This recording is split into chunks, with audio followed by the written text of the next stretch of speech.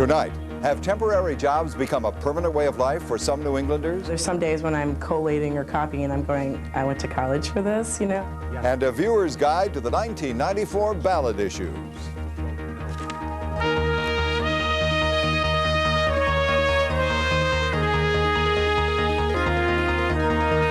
Consider this. Sunday, November 6th, 1994. Good evening, I'm Ted O'Brien. Welcome to Consider This, where tonight we'll be dealing with the changing nature of work. How secure are we now and in the future? How well paid? How much of our lives will be our jobs in the future? Plus the ballot questions, all 9 of them, and what they mean. And our last word from a doctor who says if your candidate tells you what you want to hear, you should probably vote for someone else. But first, here's Dolores from the news desk.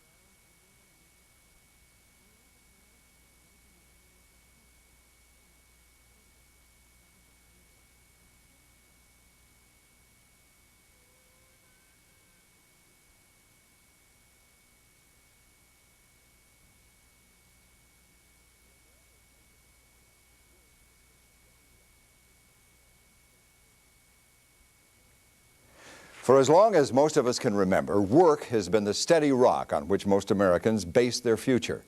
No more, though. The new demands of a global economy have destroyed the old bonds between work and the worker. Americans are now being advised to be ready to change employers, maybe even careers, every few years. And there's another trend that's changing how we think about work. That's the growing number of temporary jobs, with part-timers and freelancers now making up 25% of the workforce. In a moment, we'll hear the arguments for and against the move toward temps and what that's likely to mean for all of us. But first, this report from Bridget Jacobs. There's some days when I'm collating or copying and I'm going, I went to college for this, you know? Unlike most of us, when Christine Parker comes home from work at night, she often has no idea where she'll be working tomorrow. Parker is a recent college graduate who's making a living through temporary employment agencies. The economy may be getting better, but the full-time job she expected to find isn't out there, at least not yet. Tell her that you saw us here at the job fair. At a recent job fair in Boston, it was easy to see that temporary agencies are becoming a major source of jobs in Massachusetts. in part because of the flexible hours they offer and the opportunity, at least, for benefits. Our company offers life and health insurance. We offer paid vacations and holidays. We have a 401k plan and a profit-sharing plan. So temping has come a long way. Employers say temporary employees are convenient because they can be let go at any time, but they're not cheaper to hire. On an hourly basis for that time period, that period, you're absolutely paying much more for a temp person. That's because the agency usually takes a 40 to 60% cut of the employee's pay, part of which is supposed to go to benefits. But how many actually get them? Probably some in the neighborhood of 10%. Workers complain the vast majority of them get none at all, because if they want insurance, they have to pay for it themselves, and usually have to work a minimum number of hours for a particular agency to even qualify. That isn't easy because many people have to skip from agency to find enough work.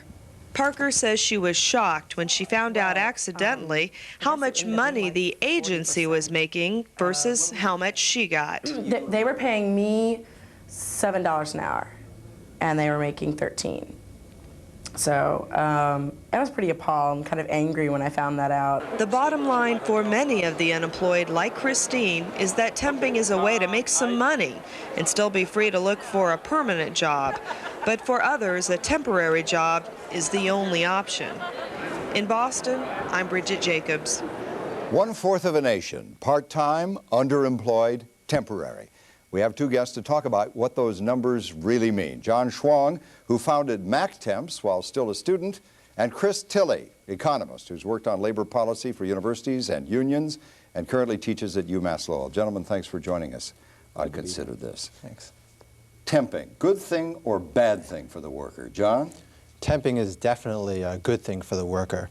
I think it gives the worker choice over what assignments they can do on a daily, weekly, or even monthly basis. One of our temps commented on how temping was the ultimate meritocracy, because in temping, nothing else matters but your skills. It doesn't matter if you're into office, if you know the boss well, or office politics. What matters is your skills. And the more skills you have, the more you make. And also, I feel that temping is ultimately better for your job security, because in temping, your job security rests with yourself and with your skills, not the paternalism of a Fortune 500 company, not the good graces of your employer, who might be making strategic mistakes, and the next thing you know it, you're out of a job. Your job security rests with your own skills, and if you work on your own skills, you get paid regardless of where you're working on a particular day. Powerfully presented.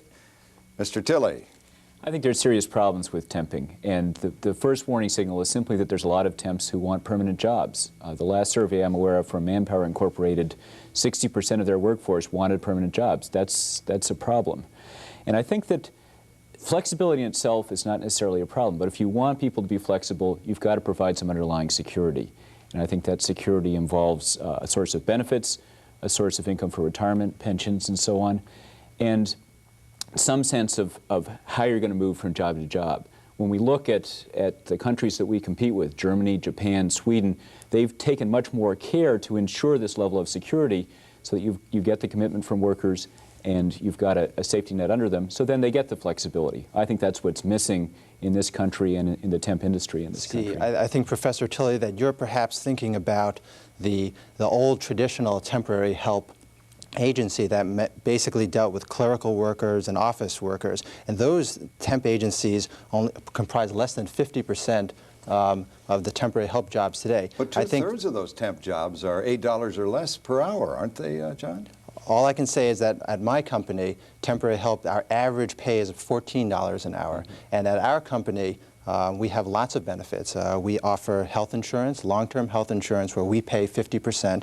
We offer disability, where we pay all of it. Dental insurance, a 401k plan, where we match 25 cents on the dollar. Vacation pay, holiday pay, and we just introduced a dependent child care reimbursement plan. So just like any employer, you have to choose the temporary help company that you want to work with, and not all temporary help companies are the same. But if you choose the right ones, I think you can get the benefits. And one other thing is that Manpower, though 60% want full-time work, I think the same study also indicated that 50% of them were offered full-time work by the clients that they were sent to, and they turned them down. I mean, obviously, a lot of people like the temporary lifestyle.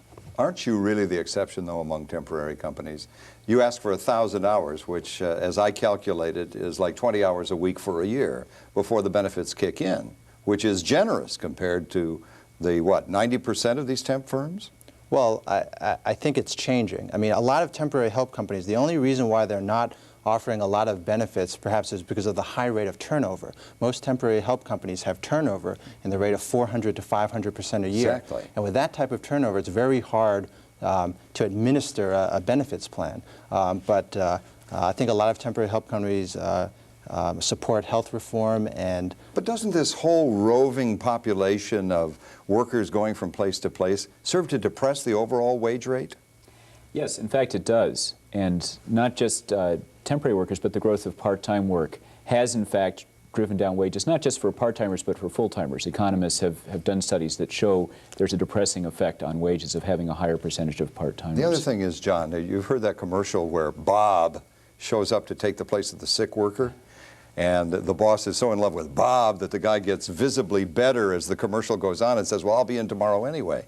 Isn't there something that shakes the rest of the working population about this? Well, let's be realistic. In today's world, you have to have the skills in order to stay employed, whether you're working for a Fortune 500 company or an independent contractor. But even skills don't make a difference sometimes. Isn't that the case? I mean, No, you can be good, not... but they'll downsize anyway.